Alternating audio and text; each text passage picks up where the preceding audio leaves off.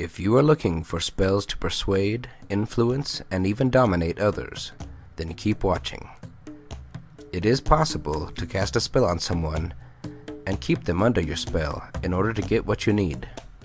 These spells should only be used in times of desperation and only as a last resort. More details coming up on this episode of All Things Perceptual.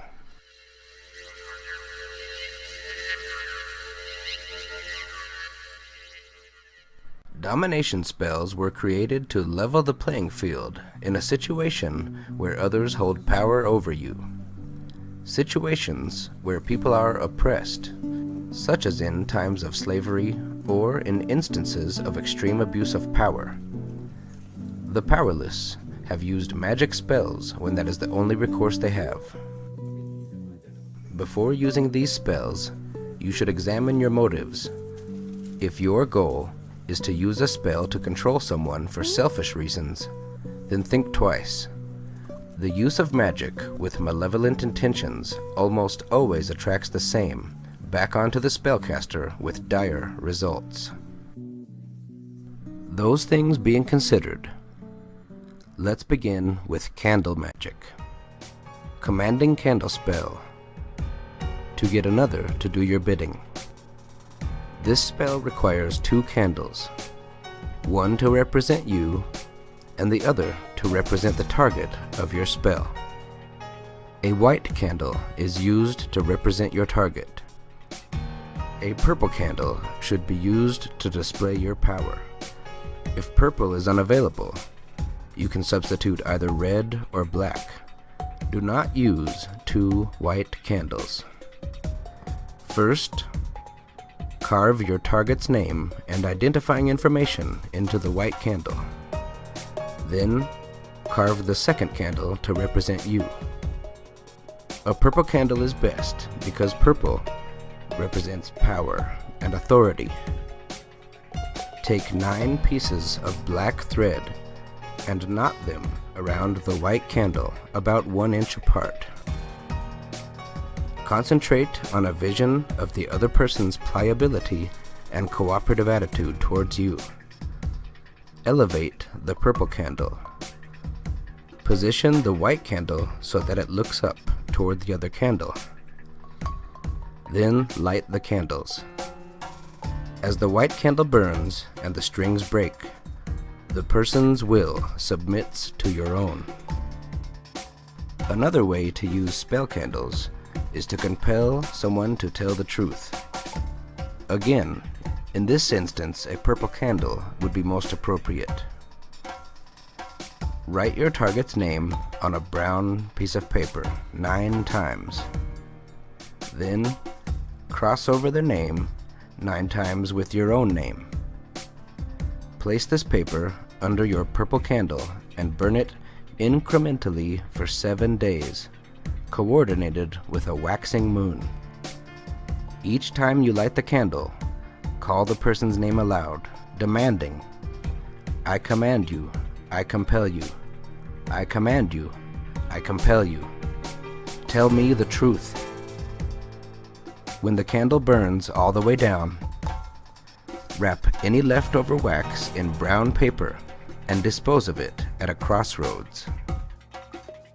Doll Domination candle spell. Hold a small candle in your hands while you concentrate on what you wish the target of your spell to do. Dress the candle appropriately to represent your target and light the candle. While the candle burns, make a separate clay or wax image of your target. Hollow out a hole in the abdominal region of your doll. When the candle burns out, stick the candle stub into the hole. Bury the doll near your target's home. The final spell in the series of candle spells is the Domination candle spell. Burn white candles alongside the image of the strength card drawn from a tarot deck of your choice. Contemplate the image while the candle burns.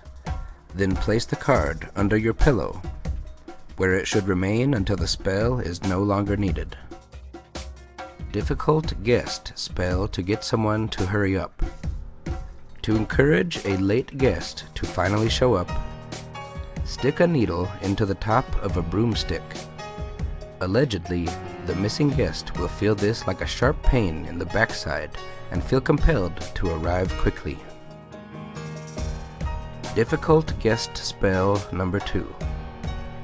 Perhaps you have a guest you wish had stayed home. There are some guests whose arrival you dread. Not all guests are welcome, and not all behavior is exemplary. You'd prefer to maintain some control over this guest's behavior while in your home. Keep a vigilant eye as the person makes his or her initial appearance. Watch where their right foot first touches your threshold or inside of your home. Immediately, as soon as the opportunity arises, and before anyone else can step on the same spot, drive an iron nail into the exact place. Dish of Persuasion Spell.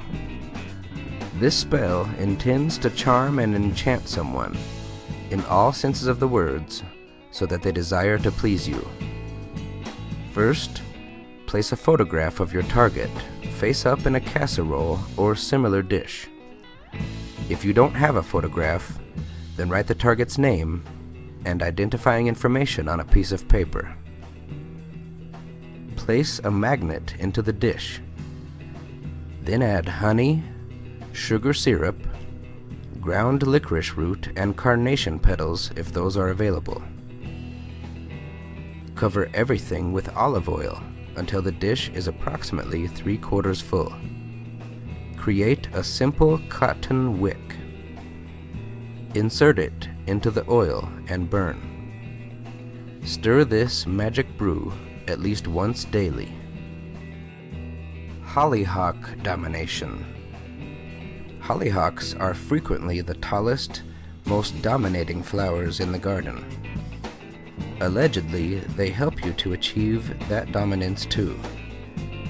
Dry and powder hollyhocks, especially black blossoms. Carry the powder in a conjure bag to increase your domination power. Kick a stone spell. Find a small stone. Designate it as the person you need to dominate. If you can find something reminiscent about the person in the stone, whether color or shape, this makes it more effective.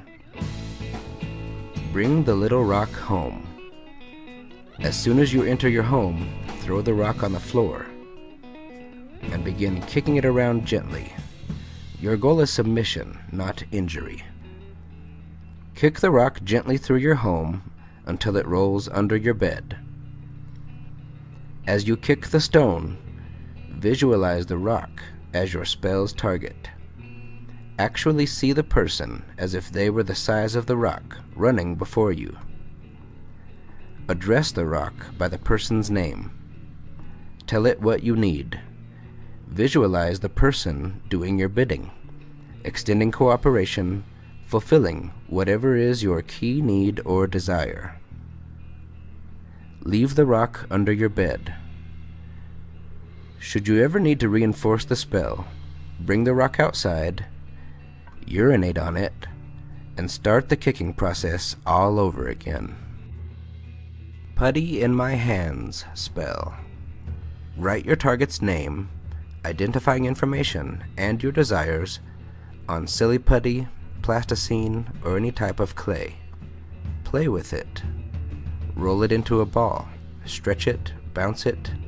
When the spell feels complete, toss the ball into a body of water. The target should become putty in your hands. While many domination spells are secret and discreet, the ancient Egyptians possessed a very defiant, very public one.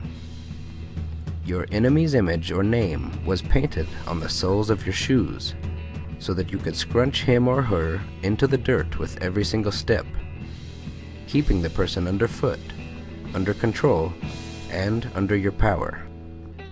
A modern-day version of this spell would be to place a picture in your shoe, or if a picture is not available, You can write the person's name and identifying information and put that in your shoe, so that you may keep them under control, underfoot, and under your power with each step. Dust Under My Feet Spell. With a broom, sweep dust from the street, through your main entrance door and toward your bed. When it reaches the bed, stamp on the little pile of dust. Call out your target's name and announce, "Come to me as humbly and pliant as what is beneath my feet." Another Doll Domination spell can be used if you can find and gather some of the dirt from one of your target's footprints. Gather the complete footprint. Moisten the dirt with a small amount of your own urine and war water. War water can be made by placing iron nails in a jar and waiting until they rust. Then strain the nails from the mixture and keep the rusty water as war water. Moisten the dirt, but don't allow it to get too wet. You want to create a pliable clay. Create a figure from the footprint. Add any intimate items from your target, such as nail clippings, strands of hair, any type of clothing, or a personal item if you can find it. If possible, add a slip of paper with the person's name written on it. Then, wrap a red thread or ribbon around the figure and pierce it with a nail. The person it represents will allegedly do as you command. I hope that you have enjoyed hearing about these spells of influence, persuasion, and domination.